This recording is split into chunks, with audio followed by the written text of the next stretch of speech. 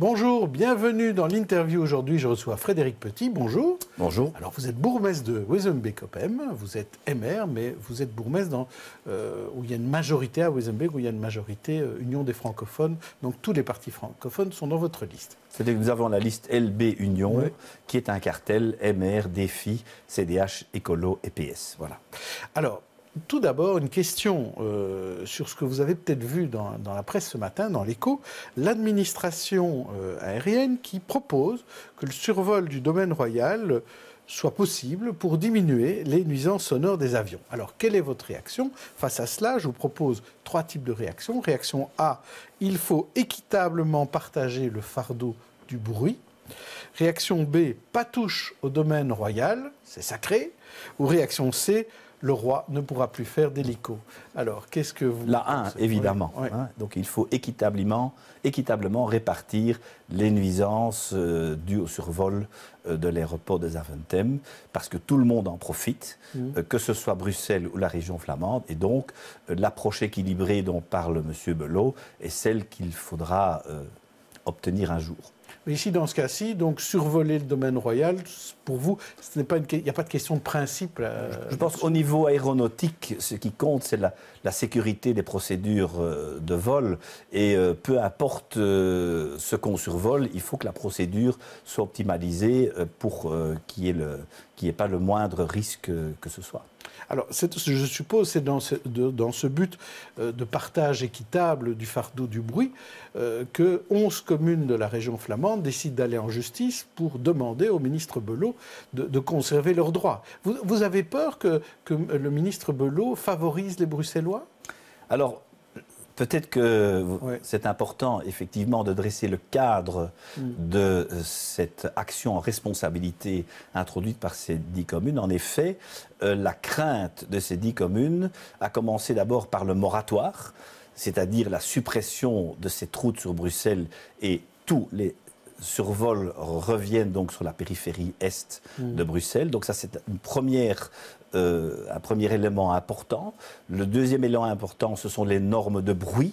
Les normes de bruit où les communes flamandes ont peur que dans le processus de répartition des nuisances, ces normes de bruit protège de façon excessive Bruxelles et que donc la majorité de la nuisance soit transférée vers la périphérie. Et alors le pompon, c'est bien entendu le Forum 2040 de Brussels Airport, où on parle clairement d'allonger la piste 25 gauche ou d'utiliser de façon préférentielle la piste 19 qui vraiment survole à basse altitude l'est de Bruxelles. Et donc ces deux éléments-là font que ces 11 communes ont adressé au ministre un message, par voie de justice, un message très clair en disant: nous vous demandons d'établir un plan de répartition équitable des nuisances, mais vous ne devez pas commencer à être influencé par ces normes de bruit qui risquent bien entendu de concentrer toute la nuisance chez nous. Alors on a quand même un peu l'impression que vous allez contre les intérêts du MR qui veut essayer de pacifier la solution avec son ministre Belot. Vous êtes MR, vous êtes toujours MR. Je suis bien entendu MR et je m'identifie tout à fait à mon parti. Je suis aussi bourgmestre d'une coalition dont je vous ai parlé et donc moi je défends les 14 000 habitants de ma commune et je pense que la démarche n'est pas une démarche agressive, c'est une démarche où on donne un message très très clair au gouvernement et au ministre en lui demandant de prendre des décisions comme d'ailleurs c'est sa mission, c'est ce qui est également marqué dans le recours qui est introduit, enfin dans l'action qui est introduite. Donc moi je ne crois pas qu'il y ait incompatibilité, je pense que la démarche est même constructive.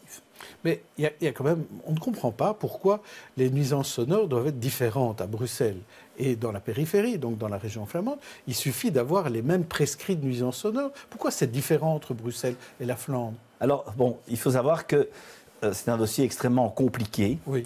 Vous avez des décollages, vous avez des atterrissages, vous avez un système préférentiel, vous avez des procédures lorsqu'on ne peut pas appliquer ce système préférentiel. Donc c'est extrêmement compliqué.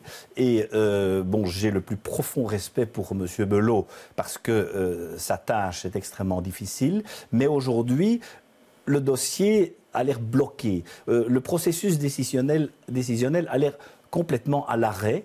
Et donc, nous espérons que par cette action, on va pouvoir débloquer la situation et pouvoir avancer, pouvoir commencer à prendre certaines décisions. Par exemple, vous avez des procédures de moindre bruit. On ne change pas les routes, mais on peut aujourd'hui prendre des décisions pour appliquer des procédures de moindre bruit. Ça, c'est peut-être une piste qu'on pourrait commencer à suivre. On pourrait aussi commencer à décoller ou atterrir plus tard, le matin, par exemple. Ça pourrait aussi être une solution. Vous y êtes favorable? Alors, tout à fait. Et d'ailleurs, il y a un groupe de 11 ou plus associations, 12 associations, qui avaient signé un protocole où on demandait l'arrêt progressif des vols de nuit et certainement l'allongement de la nuit de 6 à 7 heures du matin. Pour commencer. Enfin, c'est pas sûr que, malgré tout, votre action va éclaircir la situation de M. Belot. Mais vous êtes optimiste, vous croyez qu'il va quand même arriver à quelque chose d'équilibré? Alors, je pense qu'on arrivera à quelque chose d'équilibré parce qu'il y a quand même beaucoup de travail qui a été fourni par les différentes instances, les différents acteurs du dossier, que ce soit Belgocontrol, que ce soit le cabinet du ministre. Donc il y a énormément, je dirais, d'études et de réflexions à ce sujet. Mais aujourd'hui, bon, on est un petit peu navré de voir que ce processus décisionnel est bloqué. Et j'espère que cette action pourra permettre à terme de le débloquer. Et le fait que Wezenbeek soit partie prenante dans cette action, c'est la preuve que ce n'est pas une affaire communautaire? Alors, Wezenbeek... Plutôt une affaire régionale que communautaire? C'est certainement pas communautaire. Donc, Wezenbeek-Ophem ira en intervention volontaire pour soutenir cette action parce que Wezenbeek-Ophem a certaines spécificités et il est habituel dans ce genre de cas que l'intervention volontaire soit la meilleure solution. Ça veut dire que vous les suivez. Tout à fait. On va soutenir l'action, mais en intervention volontaire. Alors, on dit toujours que le communautaire est au frigo fédéral, mais chaque fois qu'on reçoit quelqu'un de la périphérie, on se rend compte que sur le terrain, en tout cas dans les 6 communes à faciliter, ce n'est pas le cas. Alors à Wezenbeek, vous avez toujours une présidente du CPS qui n'est toujours pas nommée. Absolument, tout à fait. Et donc, comme vous le dites très bien, je pense qu'effectivement, au niveau fédéral, il y a... je dirais, un pacte de non-agression au niveau communautaire. Mais par contre, au niveau régional, ce n'est pas le cas.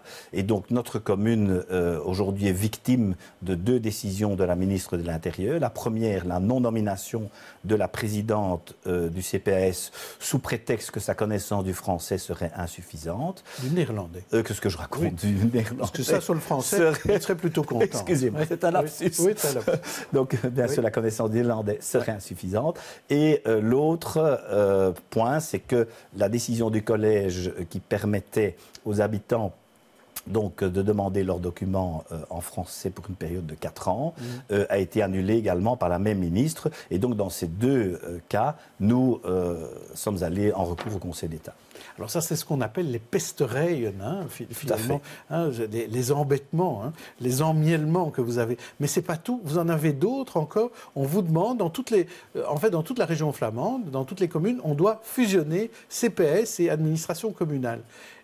Mais comment vous allez faire chez vous? Donc voilà, nous sommes spécifiques. Nous sommes obligés par voie décrétale de fusionner les 2 administrations, donc du CPS et de la commune, mais nous gardons 2 organes politiques différents, donc le conseil du CPS et le conseil communal. Et donc, on va devoir trouver une solution pour réorganiser cela de façon, je dirais, fonctionnelle dans le sens d'un meilleur service aux citoyens. Mais ça ne va pas être facile puisque vous allez avoir 2 organes politiques qui vont, je dirais, devoir donner les options à une seule administration. Ça ne va pas être simple. Et c'est pour le 1er août que vous devez faire ça? Le 1er août, nous devons avoir un organigramme, un directeur général donc, de l'entité commune CPS et également un directeur financier qui va également chapeauter les 2 entités. Aujourd'hui, vous avez un secrétaire communal, vous avez un secrétaire général au CPS, donc il y aura plein de candidats, je suppose, pour être directeur général. Eh bien, je n'en suis pas sûr, parce que c'est un défi extrêmement compliqué et je ne suis pas sûr qu'on va se bousculer au portillon pour endosser cette responsabilité. Donc c'est une situation ubuesque ce que vous décrivez. On n'a pas pensé à la région flamande que le fait de fusionner allait poser des problèmes pour les 6 communes à faciliter?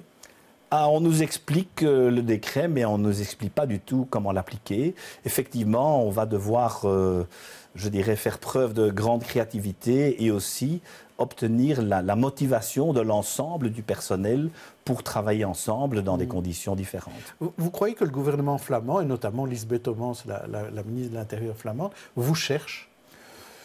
Je ne crois pas qu'elle cherche une personnalité en particulier, mais ils ont des principes et le principe, c'est la Flandre souveraine. Bon, c'est un mot peut-être un peu fort, mais nous le ressentons pratiquement dans toutes les démarches administratives que nous devons faire. Le fait que vous portiez en écusson le drapeau belge, c'est pour bien montrer que vous n'êtes pas flamand. Vous êtes flamand parce que vous êtes en région flamande, mais pas seulement. Ben, je suis un citoyen européen et je suis fier d'être belge. Belgique est un État de droit. Et bon, si je porte ce petit drapeau, c'est parce que je respecte l'État de droit, je respecte mon pays. Alors, passons rapidement à votre commune, à Wezenbeek. Il va y avoir des élections. Est-ce que vous vous représentez? Est-ce que vous serez tête de liste? Donc voilà, pour les prochaines élections, il y a un consensus de représenter donc, la liste du bourgmestre Union. Donc avec les mêmes partenaires. Et donc moi, en tant que tête de liste, ma mission, c'est de fédérer autour d'un programme commun, donc où les sensibilités des uns et des autres puissent se retrouver. Mais vous serez donc candidat encore bourgmestre pour c'est le consensus qu'il y a donc au sein de la majorité. On dit dans votre parti, pour terminer, il ne nous reste plus que quelques secondes, au MR, on essaye de faire la place aux jeunes, notamment au communal, il y a plein de jeunes têtes de liste, et à Wezenbeek. Il y aura des jeunes sur la liste, il y aura un renouveau important, en tout cas au MR, mais je pense aussi dans chez les autres partenaires. Merci Frédéric Petit. Demain, je recevrai Asita Kanko, une autre libérale. D'ici là, bonne journée et bonne soirée à tous. Merci.